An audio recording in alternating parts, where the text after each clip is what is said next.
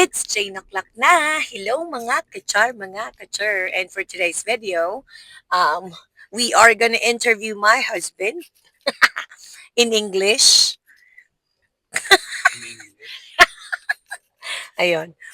I know some of you guys are asking if we could do a video in English or, with translation. We'll try our best to speak in English because honestly, we don't communicate or talk to each other in English. It's very rarely that we talk to each other in English. And if we will talk in English, that's weird. If we talk in Tagalog, Pero one yun. of us will be translating it for you. Ah, yeah. Okay, one of us will be translating it for you guys. So again, we are just going to make this video to share our New Zealand experience. Again, our experience might be different from your experiences.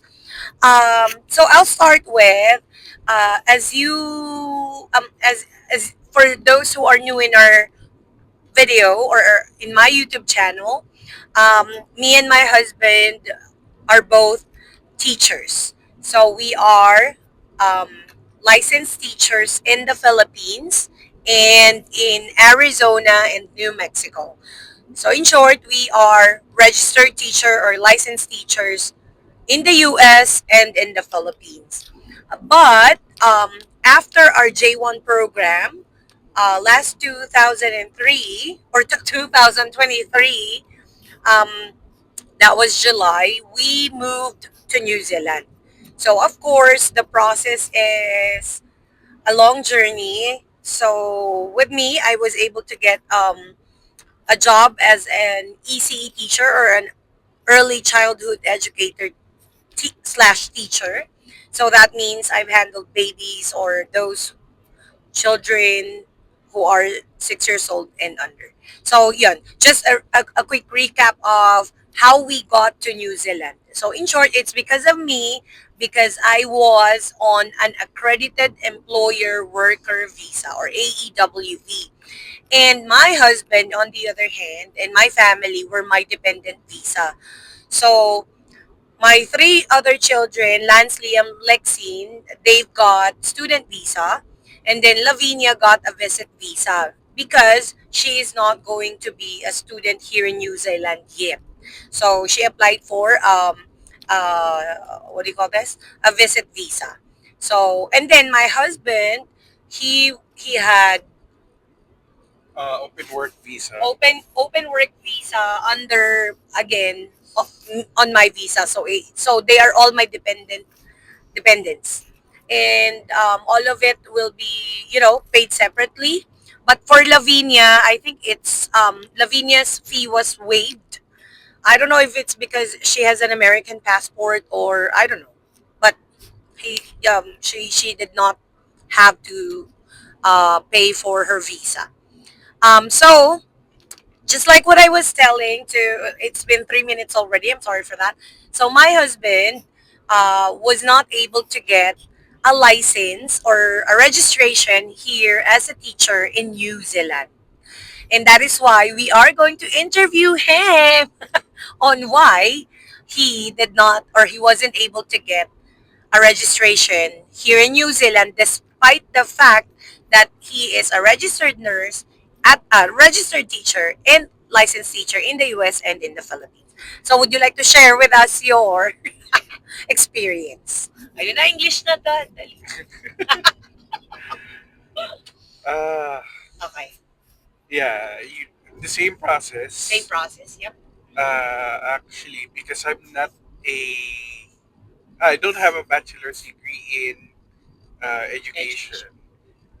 The advice from teaching council is to get what's that one? The application. Initial teacher education. No. The New Zealand Teaching Council. pathway. No, Discretionary discretionary pathway. pathway. The advice. Yes, Okay. not the regular certification Ay, something. okay. So discretionary pathway is the option for me. Yep. So and then I was able to submit All the all of the documents. documents needed, and then the question for me is from the teaching council is where is my diploma for my educational degree or education degree? Because what you Because have I only have is 18 in it. units and Yeah. it's only like a certification. Yeah, for 6 months. Yes. And then uh, I asked the registrar from my School. college Oh. if they can give me a certification or a diploma. And their answer is they can only give me a certification that I Yes. finished 18 units of education, but they cannot give me a diploma since it is only a crash course, not an actual university degree or college degree. But still, you were able to submit a certificate to I the was teaching able, council. I was able to do that, but then another requirement needs to be submitted, and that is my what's that one? Practice teaching something Yes, the or practicum or the field study. field For study. for example, for us practicum certificate nga or yun, And hours. in my case, the school or the college that I attended doesn't offer that subject or units. Like what I've said, I have 18 units, and that's the only thing that uh, what hinders me from getting a certificate from The New or Zealand. registration from New Zealand. From New Zealand. Okay. Yes. So, And after that, of course, they declined to give me certification, but they advised me to get ITE or take ITE. Is it like a yeah, college? initial teacher education program wherein he needs to enroll in a school or in a college here in New Zealand for a year, and that course will be for a year. Pero we did not actually take that Oh chance. yes, it's because during that time we are only uh, we're not resident yet, and it will cost us around how much? 36. 30 plus Yeah. New New Zealand Zealand dollars. 36,000 New Zealand Uh, dollars. 30 or 38. It's like studying for a degree here in New Zealand. And yeah, you have to pay up front. yep. Fully There's paid. no Fully paid. there's no installment Yep. option. Yeah. So we were just like what he said, we were not yet residents that time when we received that email from the teaching council or New Zealand teaching council. And then yeah, Yeah. yun lang ba? That's it. Yes, that's it. Okay. So in short, um maybe if for those who will be asking us or who will be asking my husband if um why didn't he pursue or why did he take that chance or why did he even try the discretionary pathway when we will already have an idea of he might be declined or he will be declined because he didn't have the practicum certificate. We still tried Yes. because of his licenses. And also the experience. I thought Yes, the it will be experience. counted. Yes. So we've tried to apply for a Yes. registration. And also one thing that we forgot. The reason why we need to pay again 36,000 New Zealand dollars is because we are not a resident or a citizen of New Zealand. Just to study that one Yes, year. it's because we are considered an international student if we Did you study. ask them that? Did you email Yes. them? Ay, okay. So my husband did. I didn't know that because with So mm, yeah, you have to pay international fee because okay. you are not a because I'm not considered a resident. Yet that time. Yes, If you will be given a chance now, will you study? Do you want to study education or no? No, thank you. it depends Okay. because I thought Um, I'm done with school teaching. Ay, school. okay. Okay. You feel like you're done. What about now? Do you still feel like you're done with school? Oh, yes, Okay. it's because right now I'm processing my instead of the teaching profession, I'm processing my nursing registration now. Yes. And that experience naman when it comes to his nursing registration, it was a long journey then, no? Your nursing.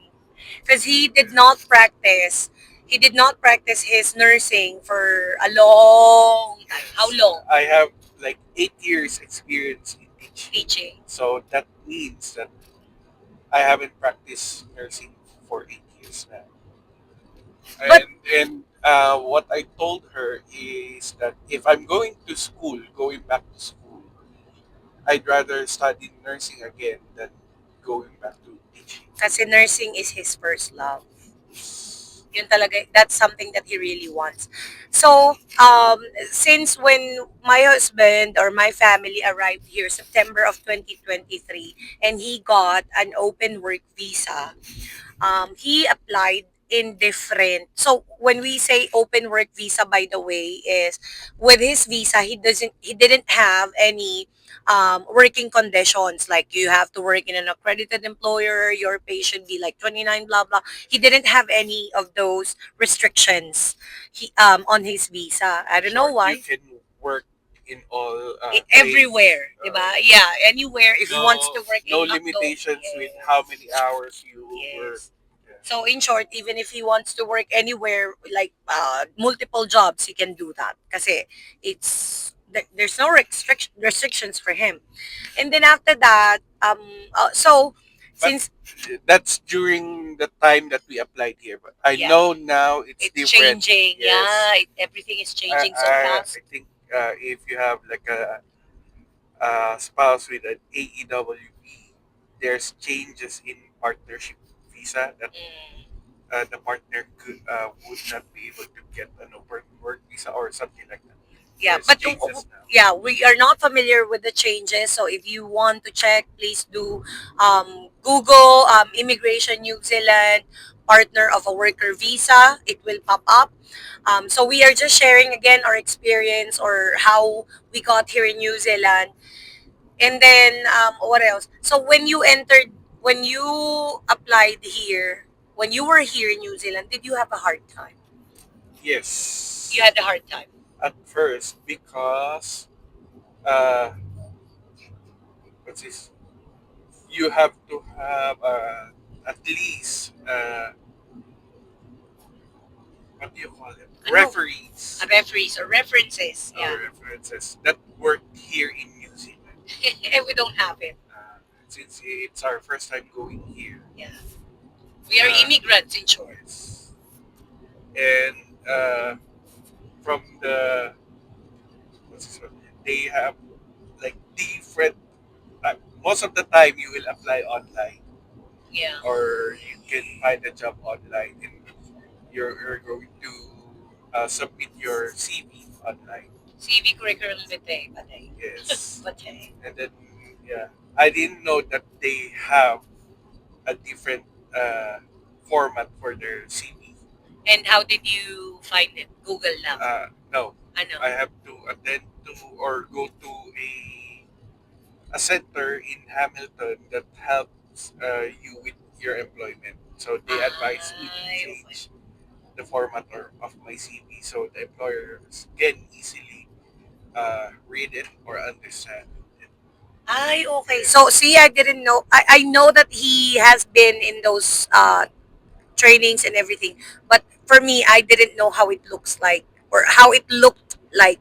So I just checked his CV when I was applying for something for him. And then yun nga, his CV is way much different from how I did my CV.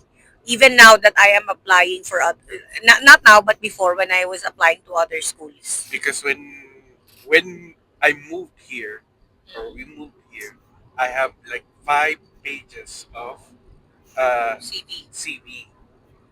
Now they want me to change it to at least 2 pages only, and it's very difficult not to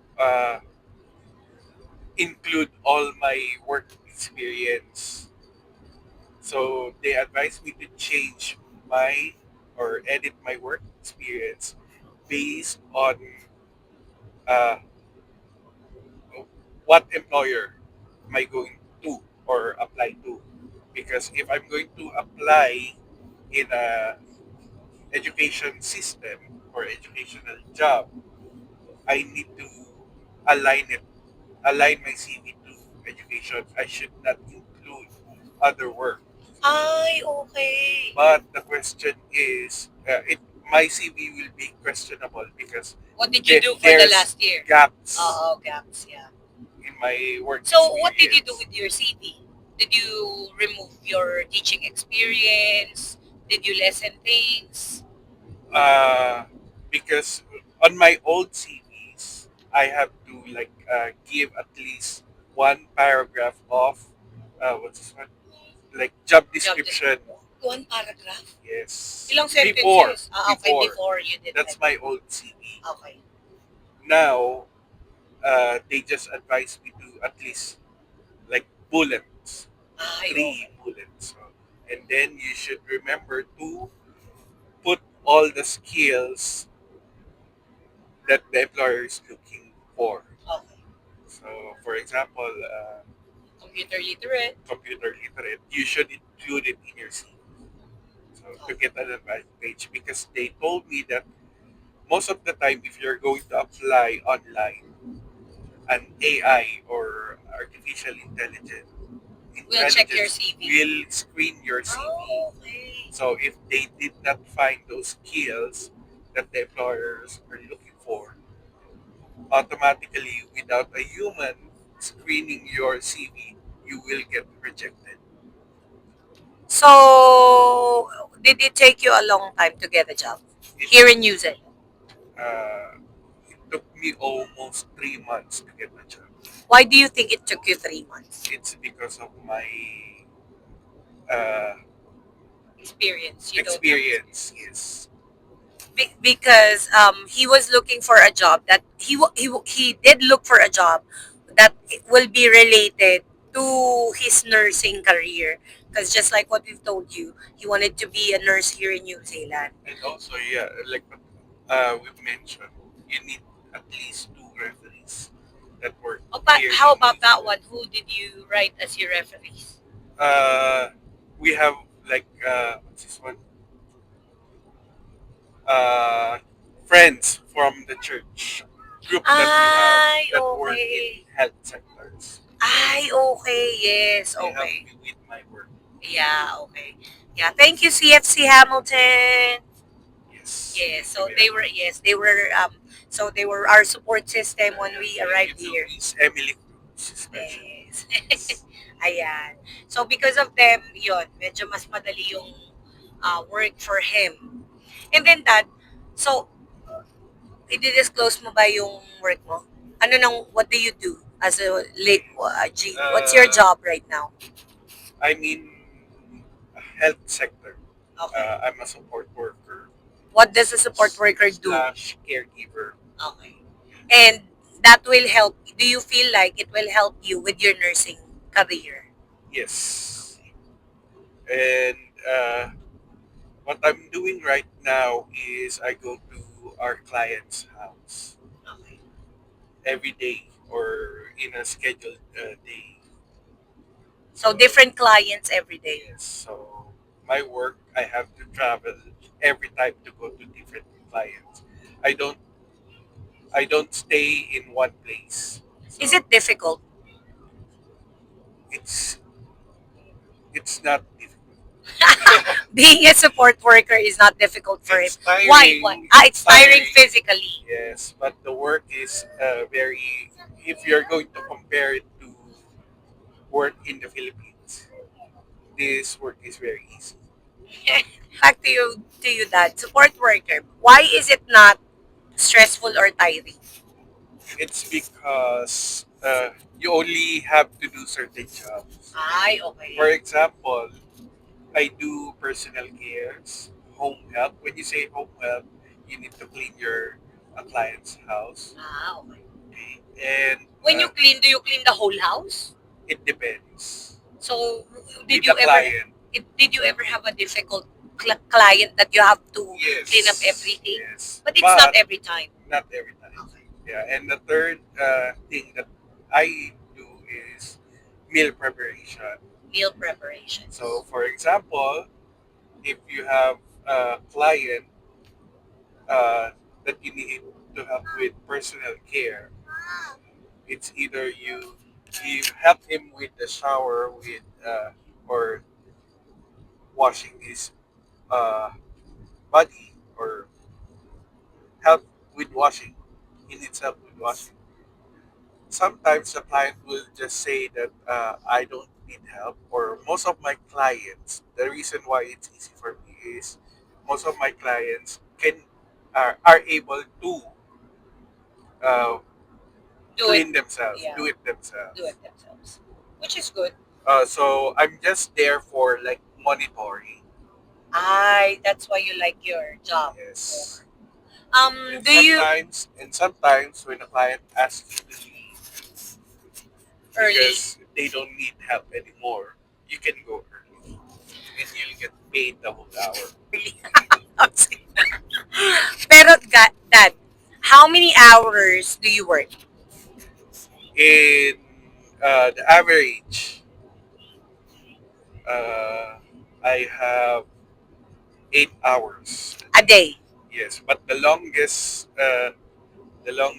day that I work is every Wednesday, and that's 12 hours. Wow, 12 hours of work. Wait, what time do you start working on weekdays? 7 o'clock. That's the earliest, and but the latest that I work is 7 p.m. until 7 p.m. But Hindi there's continuous. It's not not continuous. continuous work because I have like in in the afternoon I have like 3 hours or 2 hours of Break. break, And then he break and goes pass. home, he watches TV, he plays it on his PlayStation, or he does whatever he wants. And he yeah. And on weekends, is it an option for you to go to work on weekends? On weekends, I have to work fortnightly. So Meaning, meaning on the first week of the month, I have to work Saturdays and Sundays. The second week I'm off, and then the third week will be my I need to work again. So alternate weeks I have to, or alternate weekends I have to work. yeah. So it's not every week, but Yes. every other week In that you. short, in a month or in 2 weeks, I have to work 12 days Oh yeah. straight and 2 days off. Again, it's his choice. That's what he wants. So yun. Yeah. Is there anything else you want to share? No. Maybe next time we'll share with you guys his nursing journey, because we are still in the process of his nursing council, right?